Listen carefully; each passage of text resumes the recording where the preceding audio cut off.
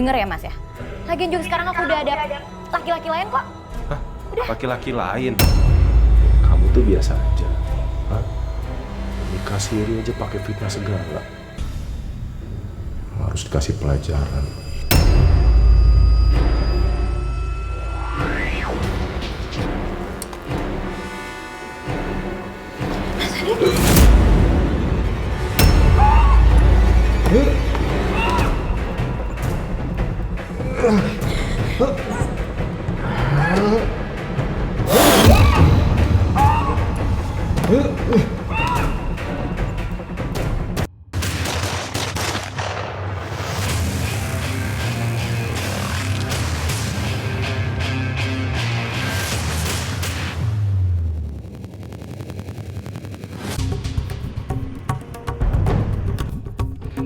Mas, mas, tolong mas, antar saya mas.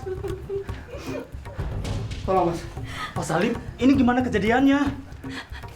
Ini wajahnya pucat banget. Udah gitu dingin lagi badannya.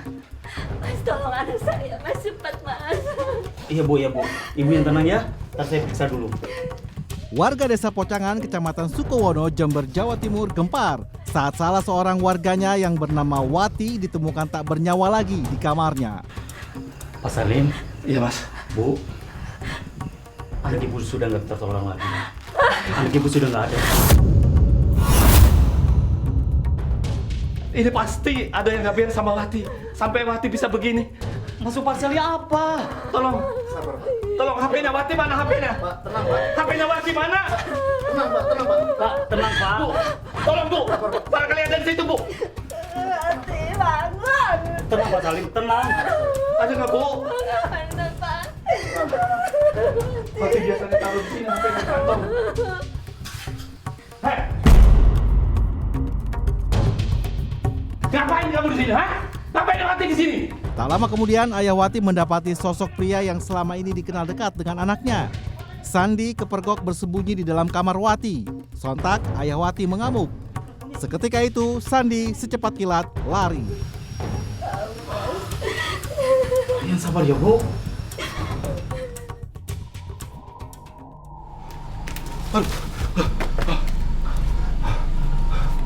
Sandi jadi buruan warga terkait kematian Wati. Dia menjadi satu-satunya orang yang tertuduh telah membunuh Wati. Pasti bapaknya Wati sama warganya masih ngejar aku nih. Tuh, gak ada tempat lagi buat lari. Kemana dia ya? Tadi sih aku lihat lari ke arah sini. Bapak yakin? Yakin? Pasti dia ada di sekitar sini. Iya Pak, ayo Pak. Kita cari dia. Nah, ini dia. Mana?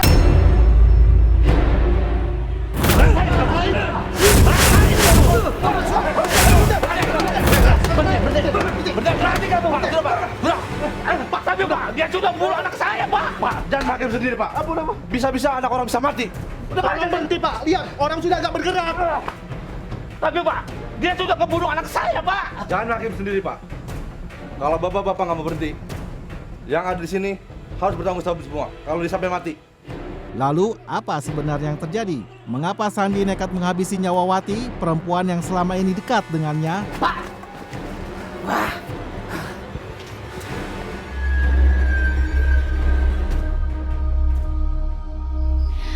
Mas, aku nggak nyangka banget deh hubungan kita bisa sampai sejauh ini. Padahal kita baru kenal di aplikasi perjodohan itu loh, Mas. Sebenarnya aku juga sih. Cuma setelah ketemu kamu, ya aku jadi makin yakin. Yakin sebenarnya apa sih yang bikin kamu yakin? Padahal kan kamu tahu aku biasa aja loh, Mas. Perkenalan Sandi dengan Wati terjadi lewat bantuan aplikasi pencarian jodoh di media sosial. Kamu tuh selalu ngingetin aku sholat. Mas, kalau ngingetin sholat doang, semua orang juga bisa loh, Mas.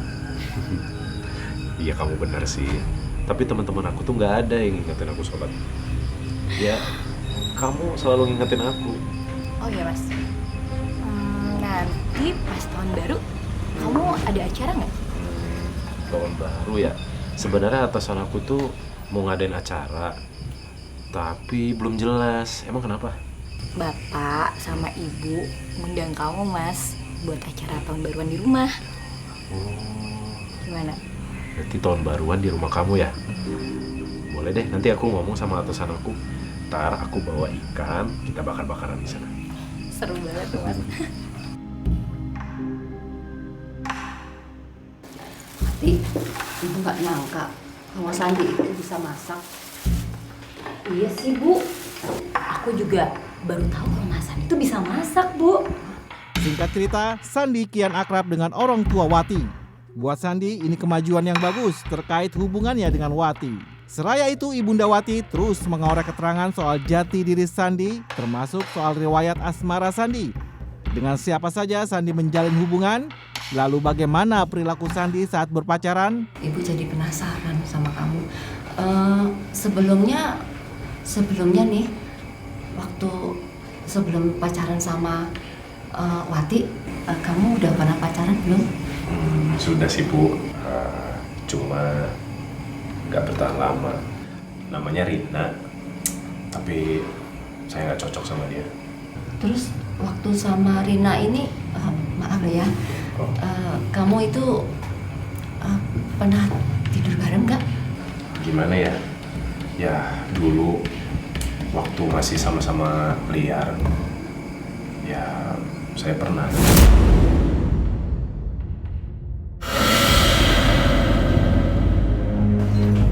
Sandi sayang, kamu kenapa sih kok beda banget? Beda gimana sih? Masalah aku biasa aja deh. Kepada Ibunda Wati, pacar barunya, Sandi begitu jujur bercerita bagaimana soal hubungannya dengan pacarnya sebelumnya, Rina. Sandi buka kartu kalau ia sudah merasakan bercinta dengan perempuan. Kayaknya hubungan kita udah gak bisa dilanjutin. Munafik banget kamu ya jadi laki-laki. Rin, bukan gitu maksud aku. Alah, udah tahu deh aku modus-modusnya kamu.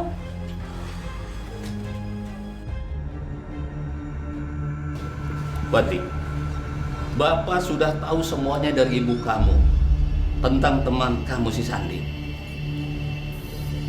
Dengar soal apa ya, Pak? Bu, Kamu ini bagaimana sih? Kamu yang menjalani ini semua, kamu sendiri tidak tahu. Iya, kasih tahu, Bu. Waktu acara tahun baru kemarin, Ibu nanya masa lalunya Sandi. Dan Sandi itu pernah berhubungan badan sama pacarnya yang dulu.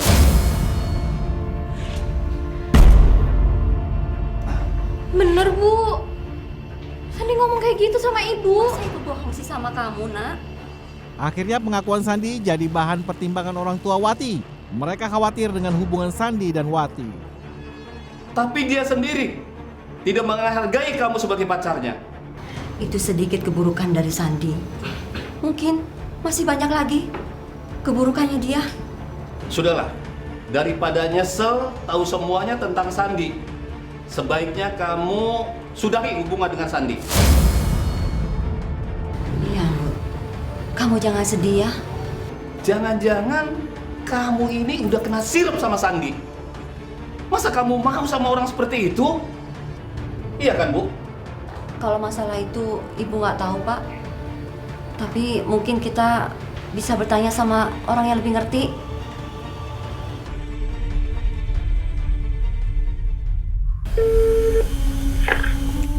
Halo, Assalamualaikum. Waalaikumsalam, Mas. Tumben kamu telepon subuh-subuh kayak gini. Ada apa? Ya udah deh, maaf kalau keganggu. Ntar siangan aku telepon lagi aja ya. Enggak. Ya udah ngomong sekarang aja.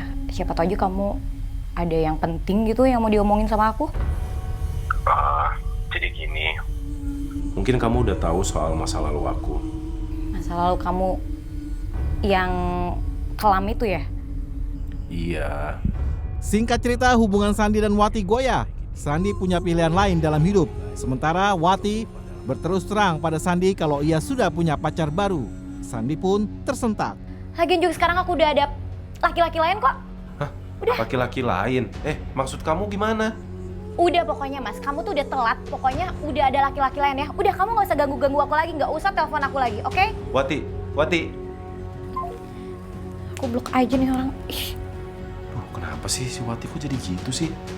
Ada laki-laki lain. Pasti ada nggak beres nih.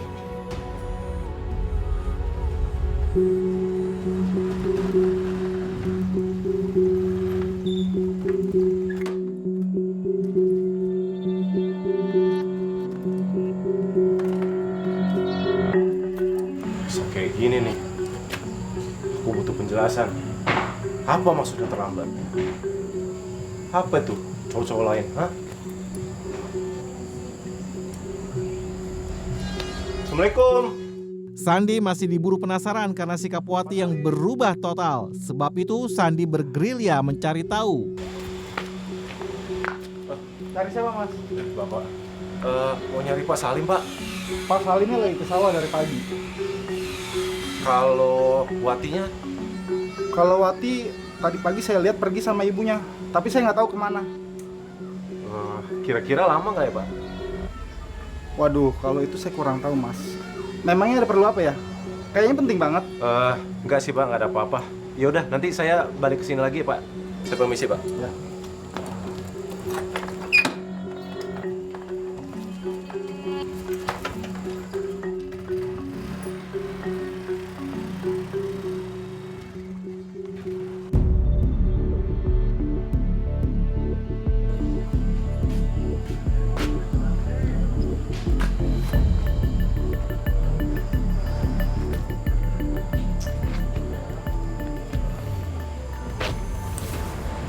Apa aku harus ke dalam ya?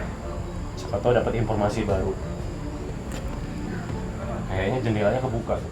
Sandi makin ngotot mencari tahu perihal Wati sampai akhirnya ia nekat masuk ke dalam kamar Wati. Bener kan jendelanya kebuka?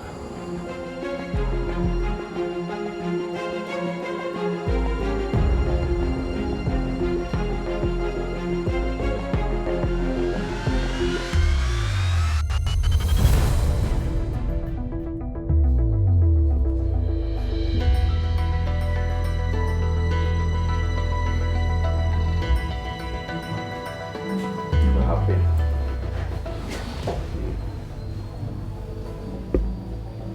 Ini HP ibunya Wati ya. Coba aku lihat WA-nya deh. Loh. Nah, ini ada WA si Wati. Kok ada foto sama video? Hah? Siapa nih cowok?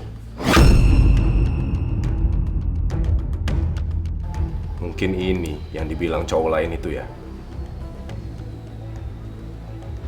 Bentar, kok tanggalnya sama kayak waktu Wati bilang ke rumah nyainya ya? Sandi berhasil masuk ke dalam rumah. Ia bagai detektif mencari segala data yang dibutuhkan. Meski tanpa disadarinya, Sandi sudah lepas kontrol lantaran masuk ke dalam rumah orang dengan cara yang tak wajar.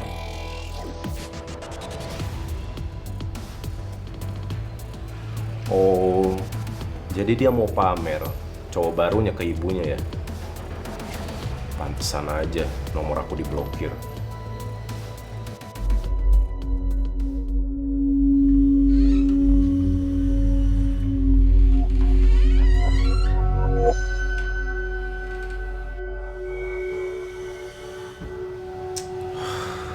Siapa yang di video itu? Siapa ya cowok itu ya? Berarti aku udah dibohongin selama ini. Pasti dia selingkuh. Soalnya tanggal di video itu tanggal sebelum aku berantem sama dia.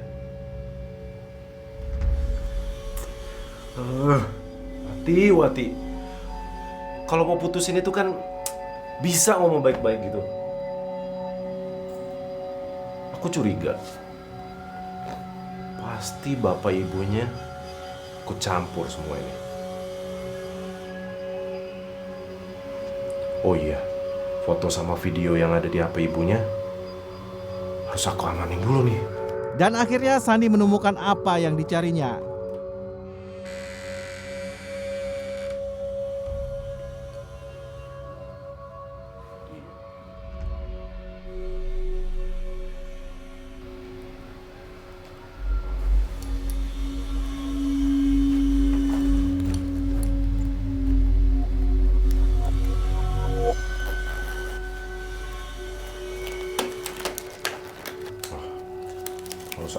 Kan ini buktinya.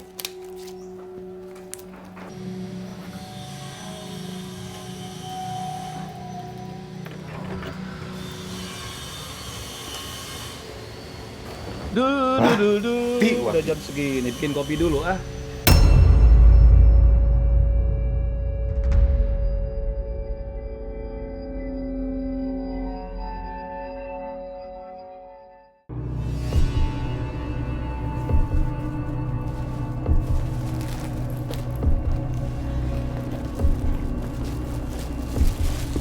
Kamu dengar sendiri kan apa kata Simbah tadi? Kalau kamu itu deket sama Sandi, karena kamu itu kena teluh. Iya sih, Bu. Wati juga ngerasa kayak gitu, Bu. Yang Wati heran nih, Bu ya. Wati kan baru kenal nih sama Sandi di sosmed. Terus Wati masa mau langsung ketemu sama keluarganya? Bukan kamu aja, kayaknya ibu sama bapak juga kena. Kamu kan belum 1 bulan kenal sama dia. Tapi ibu udah undang Sandi buat acara keluarga. Iya sih, Bu. Bu, tadi Bapak dengar kena apa itu? Dari tempat persembunyiannya, Sandi jelas-jelas mendengar percakapan Wati dan ibunya. Mereka membicarakan soal Sandi. Mereka berpikiran buruk soal Sandi. Ibu juga kayaknya kena. Terus sama si Mbah dikasih penangkalnya enggak? Kamu minum dulu deh, Wati.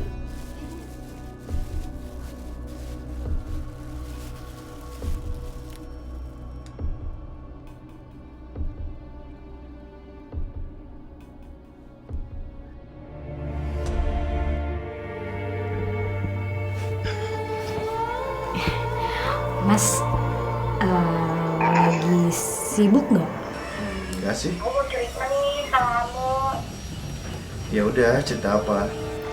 Gini Mas, tadi tuh aku sama ibu ke Mbah. Terus katanya aku disantet sama Sandi, Mas. Kok jahat banget sih dia ya? Pakai santet segala. Tapi kamu udah dikasih penangkal kan sama Simbah? Tadi dikasih sih air putih gitu. Tadi aku udah minum kok. Wati, aku mau tanya nih. Tapi kamu jawabnya serius ya?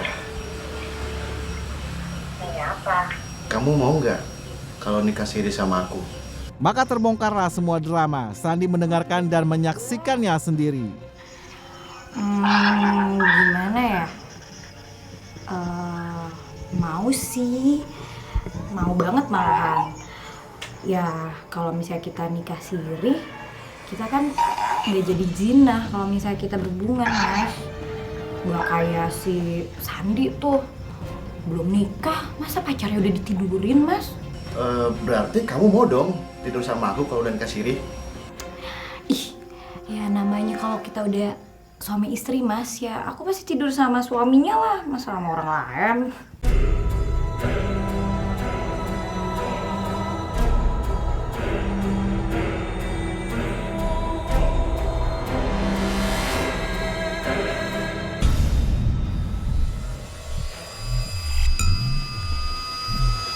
Jadi gitu ceritanya. Kamu bukan cuma ngianatin aku ya, tapi fitnah aku juga. Ketika Wati tidur, Sandi beraksi. Ia sudah geram dengan semua hal negatif yang dituduhkan padanya. Sandi kalap, ia bunuh Wati. Kamu tuh biasa aja. Hah? Mau nikah siri aja pakai fitnah segala. Harus dikasih pelajaran.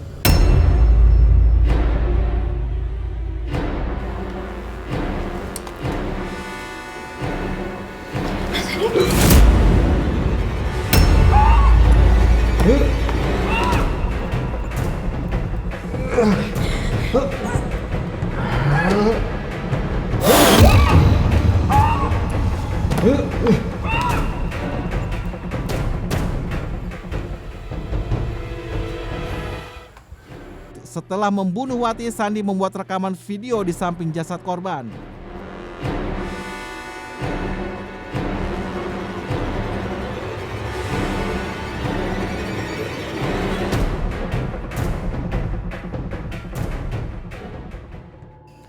Perempuan ini namanya Wati. Aku kenal sama dia di sosmed. Sebenarnya aku mau sama dia. Tapi dia ngehianatin aku. Dia memfitnah. Wati, ngomong. Nih, ngomong. Biar semua orang tahu. Dia nggak mau ngomong. Makanya dia mau nikah siri. Katanya dia udah siap melayani suaminya di ranjang. Wati! Wati! Wati! Wati! Wati! Wati!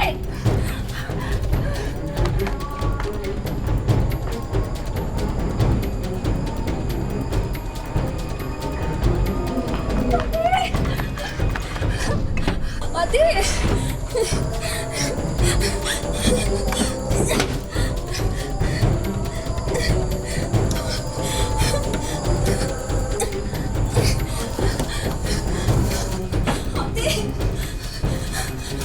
Wati! Wati! Bangun Wati! Pak! Pak Wati, Pak! Wati bangun sayang, kamu kenapa? Wati bangun Wati! Pak! Wati bangun!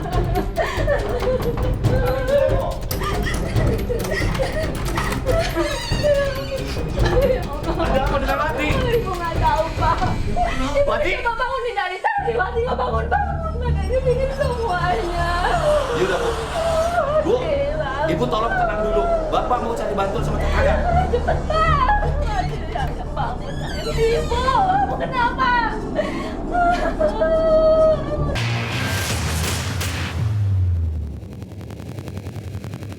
Ya, jadi menurut keterangan dari pelaku atau tersangka ini melakukan aksi sadisnya terhadap korban karena memang dibakar api cemburu. Sangat cemburu karena ada informasi bahwa korban akan dijodohkan oleh orang tuanya dengan laki-laki pilihan orang tuanya. Sehingga pelaku yang memang mengklaim bahwa dirinya adalah pacarnya korban merasa tidak terima, dan bagaimana caranya kalau misalnya korban ini selingkuh akan dilakukan tindakan kekerasan tersebut. Dia itu mulai ada gelagat-gelagat apa pengen bubar sama sampean gitu. Ada. Waktu nggak, Pak? Ada. Pas waktu itu ya pas dia ngomong kalau ada cowok lain. Itu kapan itu? Ya pas subuh. Subuh. Iya. Hari yang sama. Di hari yang sama, Pak. Nelpon. Yang Pas ngomong apa itu. sih? Saya pas ngomong kalau saya mau perbaikin diri, kayak ya nggak bisa nelpon, nggak bisa ngubungin. Dia ngomong gitu? Iya, saya mau perbaikin diri, mau ya belajar agama lah lebih dalam lagi. Nah dia nih langsung ngomong kalau udah telat. Ya, terus? Nah saya bingung telatnya apa, udah telat. Sebelumnya itu juga yang udah telat jauh. Udah ada laki-laki lain ngomongnya, loh kenapa gak ngomong dari awal, kenapa baru sekarang ngomongnya. Ya, untuk pasal yang kami terapkan berkaitan dengan kejahatan yang dilakukan oleh pelaku adalah pasal 340 KUHP tentang pembunuhan berencana dengan ancaman hukuman maksimal adalah hukuman mati.